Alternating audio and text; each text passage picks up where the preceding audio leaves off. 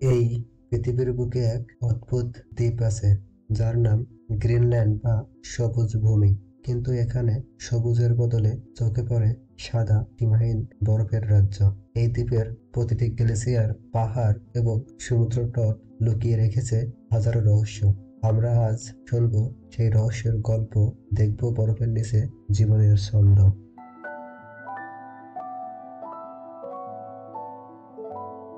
গ্রিনল্যান্ডের বরফ এতটাই ভারী যে এটি ভূত্বককে চেপে সমুদ্রপৃষ্ঠের নিচে নামিয়ে এনেছে। যদি এই বরফ গলে যায় তবে পুরো পৃথিবীর সমুদ্র স্তর 7 মিটার বেড়ে যাবে। কিন্তু আশ্চর্যের বিষয়, এই বরফের নিচেই লুকিয়ে আছে প্রাচীন জীবাশ্ম ও হীরার খনি। গ্রিনল্যান্ডেই আগমন ঘটেছিল ভাইকিংদের এবং তারাই নাম করেছিল গ্রিনল্যান্ড 985 সালে।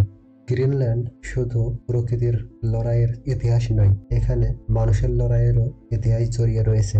ভাইকিংরা বসতি করে মাত্র কয়েকশো বছর টিকেছিল, কিন্তু ওখানকার স্থানীয় বাসিন্দা ইনুইতরা হাজার বছর ধরে টিকে আছে প্রকৃতির সঙ্গে যুদ্ধ করে। ইনুইতরা বিশ্বাস করে প্রতিটি প্রাণীর আত্মা আছে, তাই শিকারের পর তারা আচার পালন করে আত্মার প্রতি শ্রদ্ধা জানায়। আজও গ্রিনল্যান্ডের 90% মানুষজন ইনুইট, তাদের হৃদয়ে মিশে আছে আধুনিকতা ও ঐতিহ্য।